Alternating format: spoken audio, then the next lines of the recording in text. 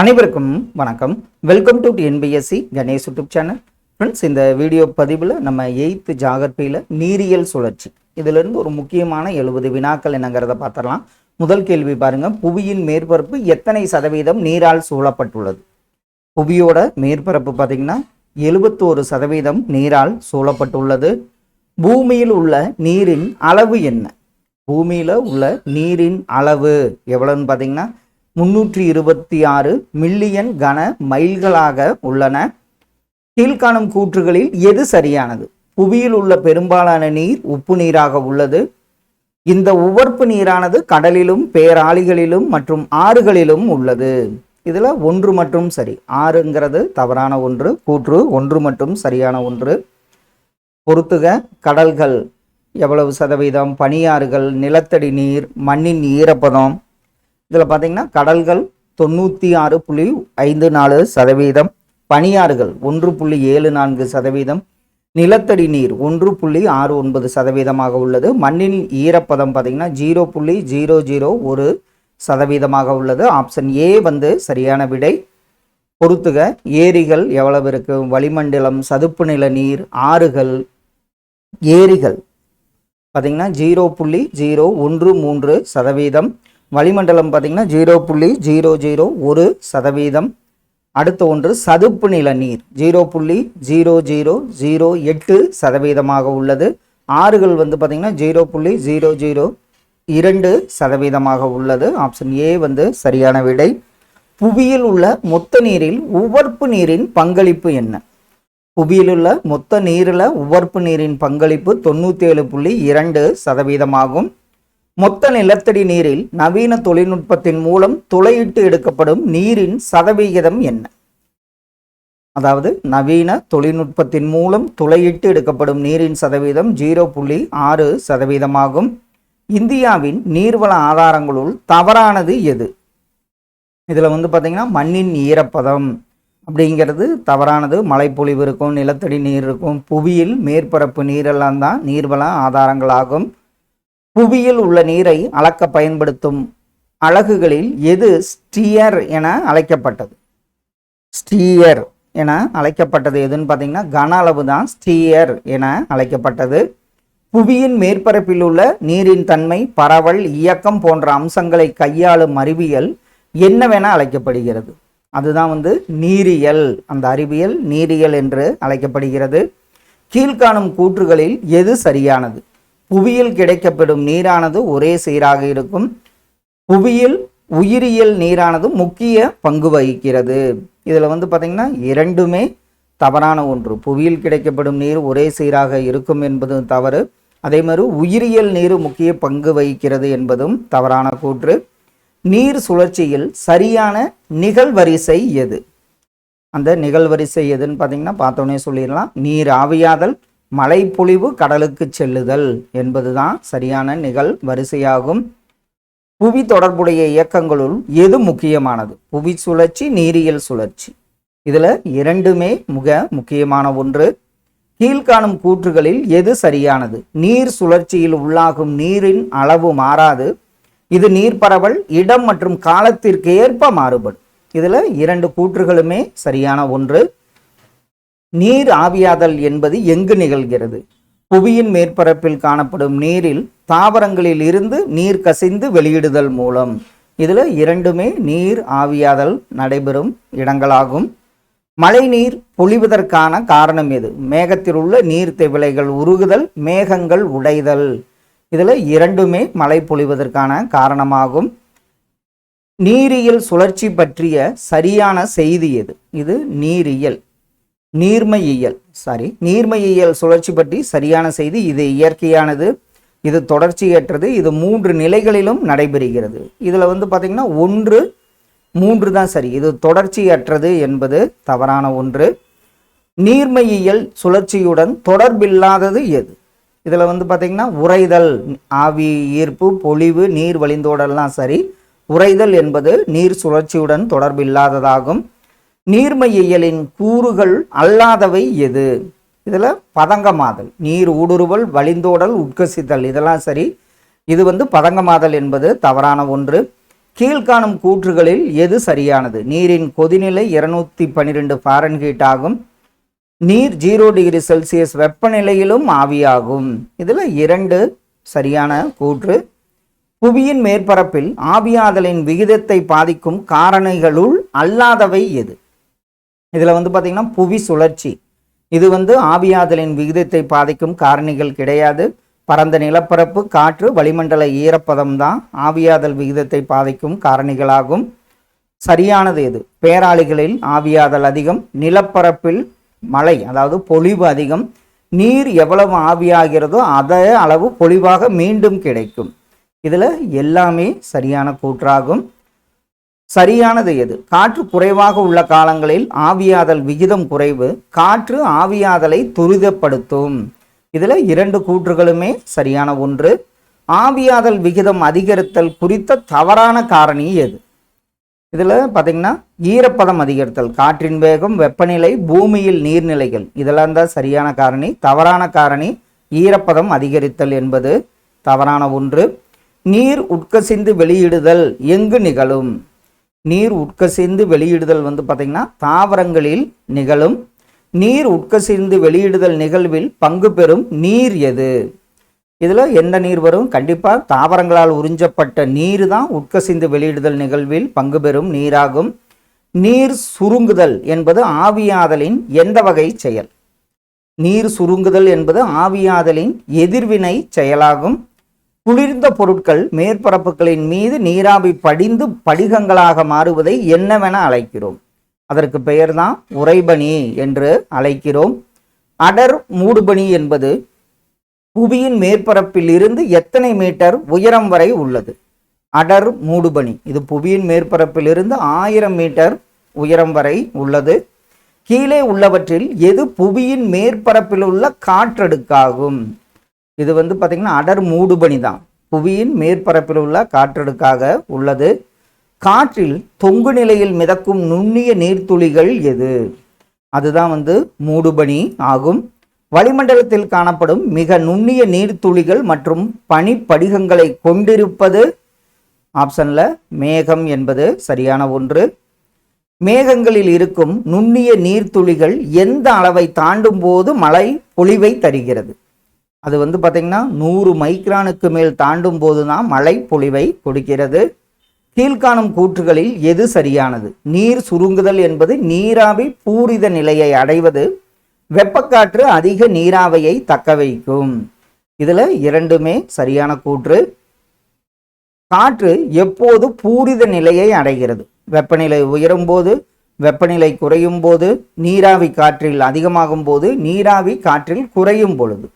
இதில் பார்த்தீங்கன்னா வெப்பநிலை குறையும் போது மற்றும் நீராவி காற்றில் அதிகமாகும் போது தான் காற்று பூரித நிலையை அடைகிறது. மழைப்பொழிவின் வடிவம் எதை சார்ந்து அமையும்? வானிலை, காலநிலை. இதில் 2ஐயும் சார்ந்து தான் மழைப்பொழிவின் வடிவம் அமையும். எது சரியானது? வெப்பமண்டலத்தில் மழையானது பொழிவாகவோ அல்லது தூறலாகவோ இருக்கும். குளிர் பிரதேசத்தில் அடைமழையாக இருக்கும். இதில் பார்த்தீங்கன்னா கூற்று 1 தான் சரி. வெப்பமண்டலத்தில் மழையானது பொழிவாகவோ அல்லது தூறலாகவோ இருக்கும் என்பது சரியான ஒன்று. மழைப்பொழிவின் வகை அல்லாதது எது? இதில் பார்த்தீங்கன்னா பேய் மழை, இது நம்ம ஒரு பேச்சு வழக்கில் வேணால் பேய மழைன்னு சொல்லுவோம். கல்மலை, ஆலங்கட்டி மலை, உறைபனி மலை என்பது தான் சரி. பொறுத்துக. நீர்த்துளிகள் குளிர்ந்த மேற்பரப்பில் விழுதல், அதற்கு பெயர் என்ன? நீராவி பனி படிகங்களாக மாறுதல். நீர்த்துளிகள் கொண்ட காற்று அடுக்கு, தொங்கும் நிலையில் மிதக்கும் நுண்ணிய நீர்த்துளிகள். இது அப்படியே ஆப்ஷனில் பார்த்துடலாம்.